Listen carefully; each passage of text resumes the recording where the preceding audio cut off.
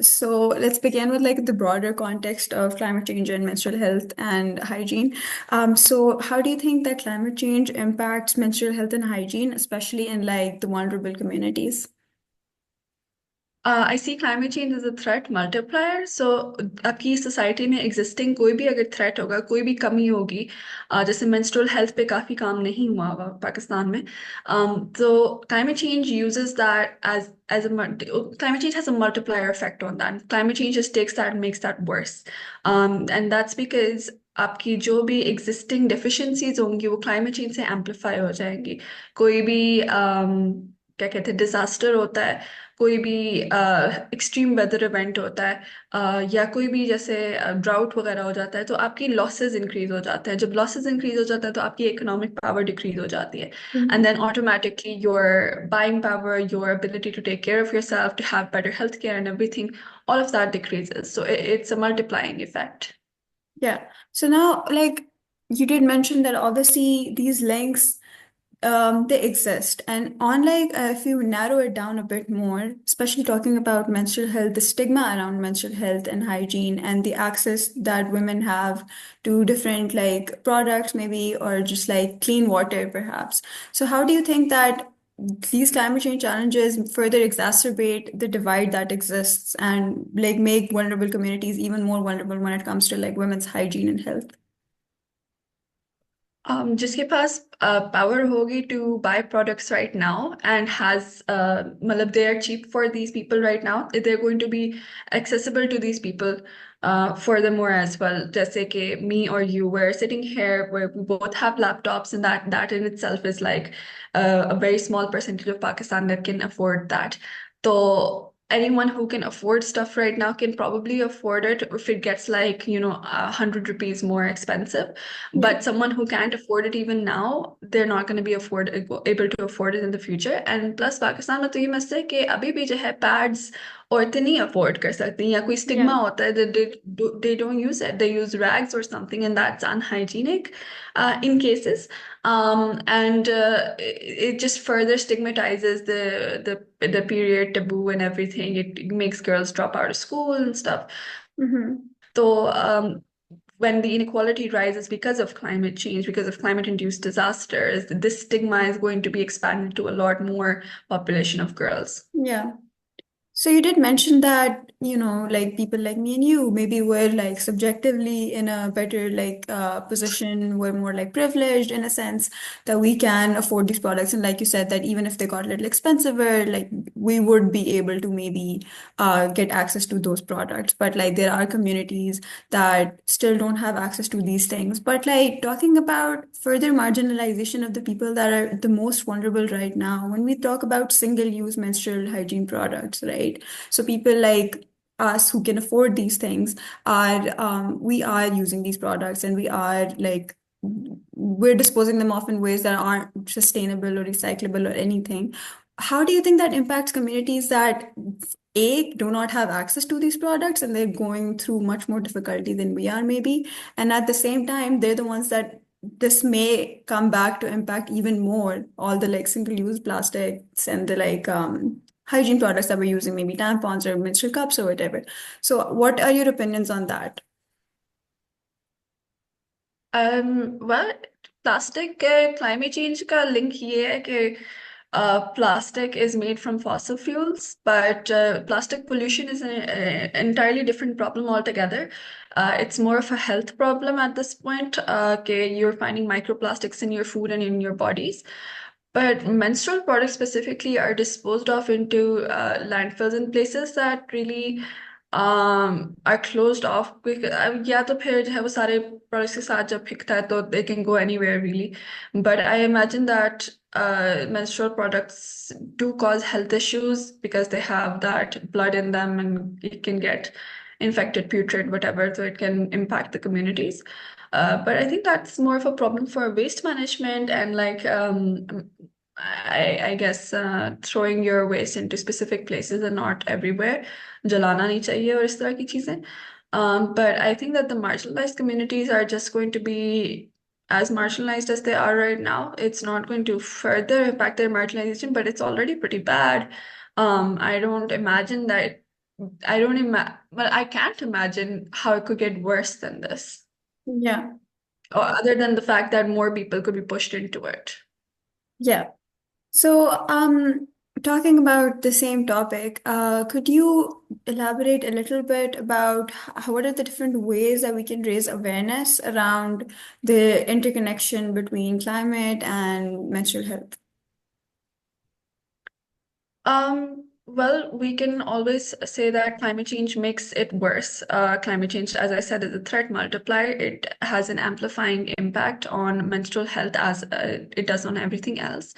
But these women, when they're staying in camps away from their homes, they don't have access to even the usual techniques that they have in terms of dealing with their periods. And that makes it all the more harder. It makes them more susceptible to infections, more susceptible to other health problems, and just generally destroys their quality of life. I mean, मैं एक साफ सुथरे environment में रह के भी it destroys my quality of life. So I can't imagine someone who doesn't have access to any sanitary products, any cleanliness or anything, and how it's going to impact them. Hmm. So it is a terrible situation to be in. But again, as I said, the keyword is threat multiplier, which means that the threat already exists before climate change. So it's something that needs to be solved independent of climate change, because climate change is going to make it worse. That is the connection that we have over here. But this is something that needs to be worked on regardless. Yeah. So like going off of what you said, right, in terms of like maybe disaster or like floods or something like that we have experienced in the past, there have been instances where when people have made efforts, to arrange maybe dignity kits or like something like that. I remember being in the session as well where someone mentioned that, people are scared for their lives and they don't have like they've lost people. So like, is this something that we should really prioritize? So like, what do you think, like in terms of like, can you comment a little bit on how these things are still a priority in terms of a climate crisis? Yeah, well, when we talk about human well-being, it's often the man's well-being that we're talking about. But if we talk about human well-being, which includes both men and women, for women, menstrual hygiene is a very important factor of their well-being, and they cannot, I wouldn't say survive, but they cannot have any quality of life if they don't have a sufficient sanitary health care, menstrual health care. And that extends to like other reproductive issues as well that women have living in the camps, especially, or any climate affected migrant women or anything at all. So this is a matter of like dignity and your quality of life and generally your well-being, and it affects everything else in return. If you're expecting the woman to take care of her children, to take care of the family, to take care of like the food and everything, even income in some places. And how are you not prioritizing her well-being first of all, and her ability to do all of these things? You're taking away that, and in addition, adding more responsibilities onto her as well. So I think it's a very high priority matter for women to have good access to healthcare, which includes menstrual healthcare. Yeah. So especially like in terms of crisis that we've seen that water is something that is like a scarce resource when obviously communities have been cut off and they don't have access to even like basic hygiene products. And we have seen that that has had health implications for women living in these communities. So how do you see that when reaching out to these communities for help, specifically in the context of menstrual health and hygiene, what is you think the appropriate approach to be able to help these communities without going in with the notion that maybe they would be better off with something that the kind of help that we're offering? What kind of help do you think is best suited to those communities while we remain culturally competent? I think that we should have conversations with them about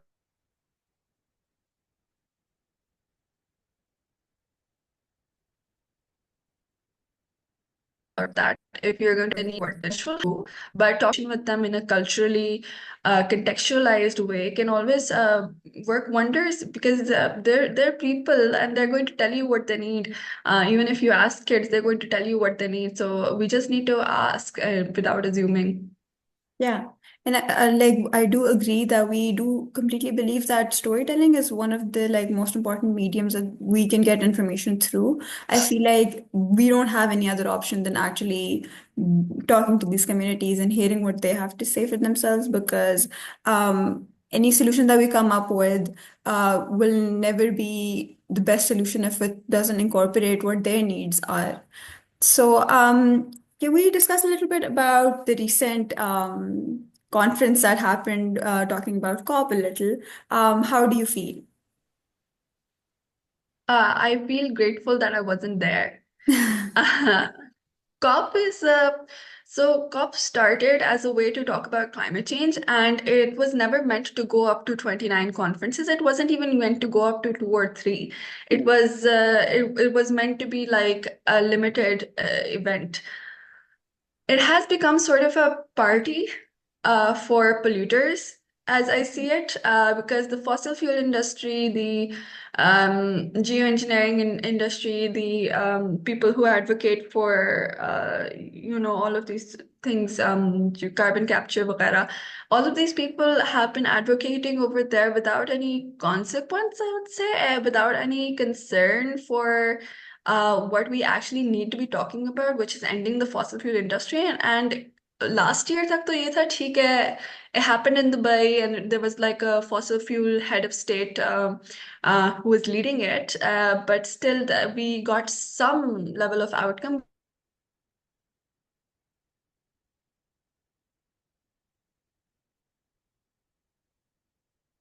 But it's so we progress with disagreement and whatnot, but nitty-gritties aside, it's not a place for discussing climate change anymore, and we definitely need maybe a new platform, maybe a new negotiating space.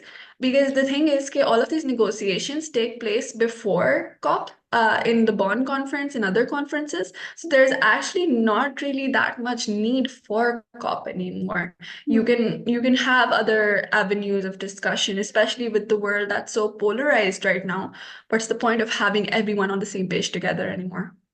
Yeah, exactly. And I feel like that the voices that actually like solutions, the grassroots communities that are coming up with solutions to climate change, I feel like these stories aren't reaching the people who are present at COP. And then at the same time, like if we, I would love to hear your opinions about the women representation this year at COP. So like, do you have anything to say about that?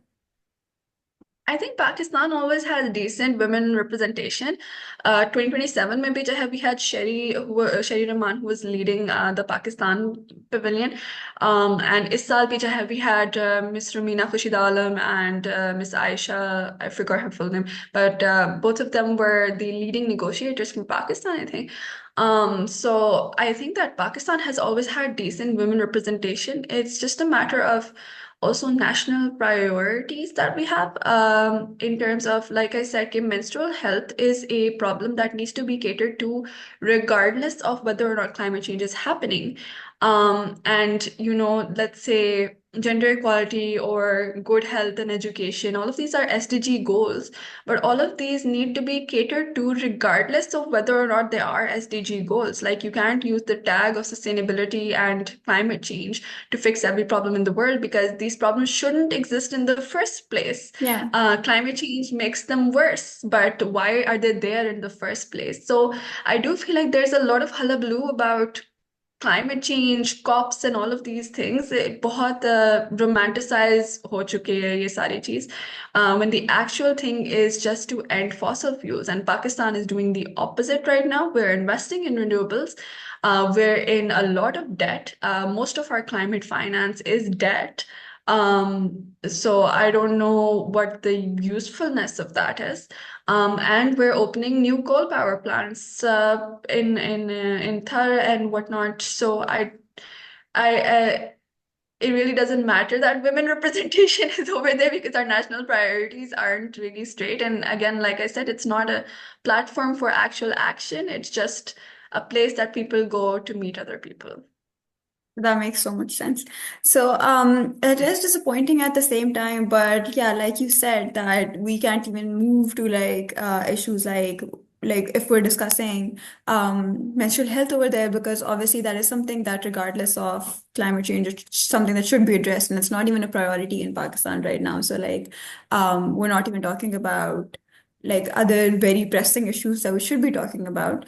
At the same time, like when we talk about other conferences or maybe different partnerships, what role do you think that these partnerships can play between like climate focused efforts and health focused efforts to like make like collective effort towards like menstrual health and hygiene and awareness?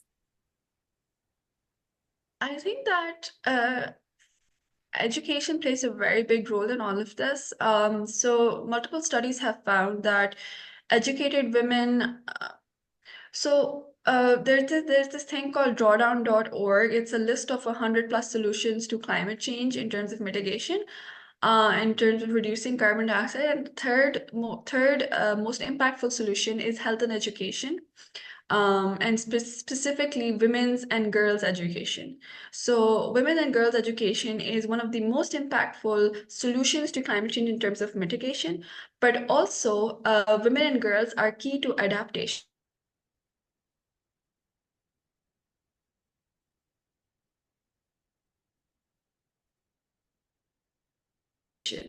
So, sorry, you got cut off over there, so I just paused. No, no, no, keep going. Can you hear me? Yeah, I can hear you. Okay, okay. So first off, focusing on women and girls education, that is priority number one. And then their economic empowerment and, involving women in your economy is like it's a no-brainer because it's 50% of your population. A baby, 40% of the employed labor force of women is not paid, and 10% of the employed labor force of men is not paid. So you आपकी पहली employment of women is around at 21%. So only 21% of women are contributing to the economy, and you're not paying half of those women. So it's crazy. मतलब well-being of women तो कहाँ, Yeah, मतलब it's not, there's no sense of basic rights or human treatment of women in Pakistan. And there's no wonder that we rank 145th out of 146 in the gender gap index. Sirf Afghanistan humse zyada bura, because they don't even allow women to walk out into the streets or talk in the streets now, actually. yeah, So for Pakistan, education is a big go-to. And education के बाद employment बढ़ेगी, आपकी employment के बाद buying power and all of that बढ़ेगा, your economic participation is going to increase. So it has to start with education because problem इतनी ज़्यादा बढ़ गई है कि there is no like one size fits all solution that we can employ right now. There is no menstrual hygiene campaign that you can do that is going to fix the problems that are deep rooted in society. They might either take the products from you, not use them, take the products, use them once, and then what? Are you going to keep giving them free products? Are you going to, like, the awareness sessions do not work if it's a culturally ingrained problem, if they don't believe that it's a problem, if they don't believe that it needs this solution. yeah, So it has to start with education, it has to start with empowerment, because women need to believe that they're worth working on. So 40% of women, and ये कल ही मैंने कोई stats देखे थे, UN women की कोई report थी from 2022 or 23. 40% of women in Pakistan believe that their husband has a right to hit them. Imagine your self-worth as the female gender in Pakistan, where it is not only acceptable for men to oppress you, it is acceptable for men to kill you. It's okay. Like honor killing hoti hai, pata nahi kya kya. So things are really bad. We just live in a lot of different bubbles. yeah, Karachi, Lahore, Islamabad, they're bubbles. Things that are happening outside of these cities, we can't even imagine being in those positions. yeah. So education is the key over here. It's going to be a long-term solution. There is no short-term solution to this. Okay. Well, while we're on the topic of education, especially in terms of like women taking charge of their health, we have seen with other SDGs, for example, like gender की अगर हम बात करें तो like gender in Pakistan, we've seen that the more efforts that we've done towards gender, the more there has been resistance. So, in the context of like menstrual health awareness, how do you think we can tailor our approaches in a way that we're not threatening these people's values, but at the same time introducing these solutions that could make their lives better? I think you need to communicate to them in their own language first off, and I don't mean that कि उनकी पंजाबी या पटवारी है तो आप पटवारी में बोलो. More in the sense के ask them if that is a problem. If they say no, then explain to them how it could be harmful to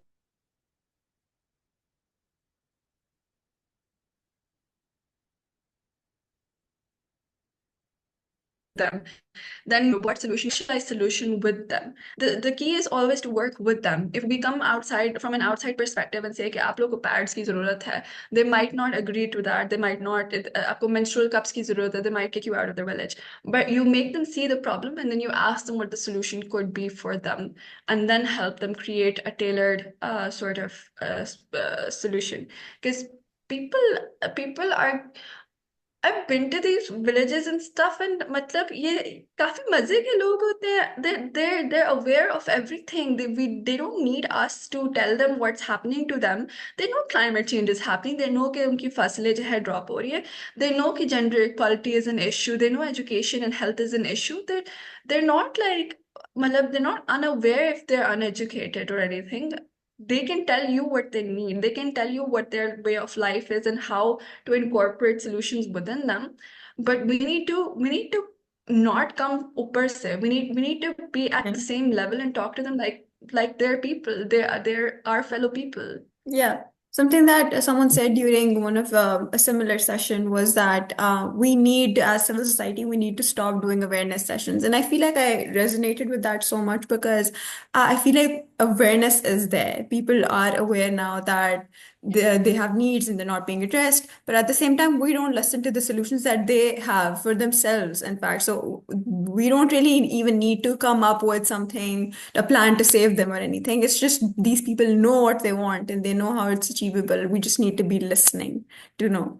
So Yes. while we move towards the end of our short podcast, I would really want to know for any youth leaders that might watch this, what do you think would be some action steps that they could take to work, whether they're passionate about like menstrual health and hygiene awareness or maybe like climate change? What do you think are some action steps that people in like universities and schools could do to make like change at a smaller level, even maybe?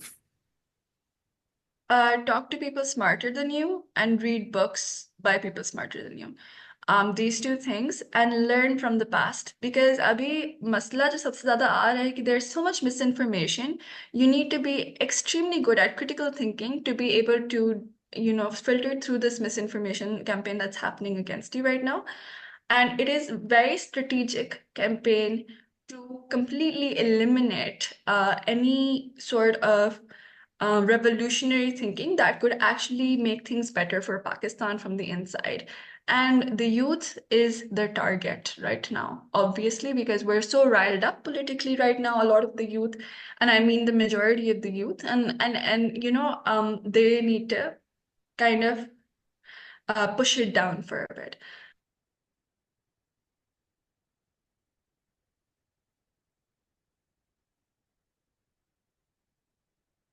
The best thing against us right now is force. Knowledge is not being used against us right now because knowledge is not prevalent. So the best thing you can do is educate yourself in things that others don't know about and then educate others on that. But please no वो जो Andrew Tate podcasts वाली stuff, like actual educate, like actual sources and actual science and everything, Mhm. because that's also like misinformation then of कोई फायदा नहीं होता. But yeah, education actually goes a very long way in terms of spreading ideas and spreading ideologies that could later actually really help revolutionize this country. Thank you so much for those insights, and it was really exciting talking to you. And we're so grateful that you agreed very last moment. So thank you so much for joining, and hopefully we'll keep having these conversations together. No worries at all. Thank you so much for having me. It was such a pleasure. It was our And pleasure. more power to you for doing this and all. I know how hard it is, and I think it's extremely brave of you and your team to keep doing this and keep posting content even and like just keep going. So I'm incredibly proud of you and your team. So thank you so much for the work that you're doing. That means everything. Thank you so much. It's so nice that we have people like you to look up to. So thank you so much for being here. Allah Hafiz. Allah Hafiz.